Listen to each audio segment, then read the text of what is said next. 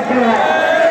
কিন্তু প্রিয় ভাই আমার, আজকে আমরা বলতে চাই জাতীয় পার্টি আওয়ামী লীগ এবং আওয়ামী লীগের কসম 14 দলের বিষয়ে আমরা দল বুঝি না, মত বুঝি না, আমরা সবাই এক এবং ঐক্যবদ্ধ।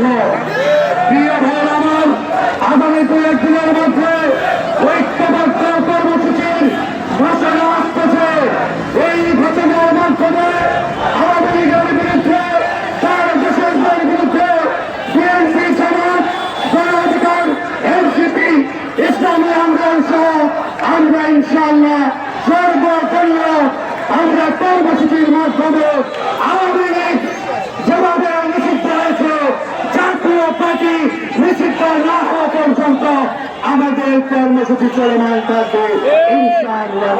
ভালো থাকবেন, আল্লাহ হাফেজ।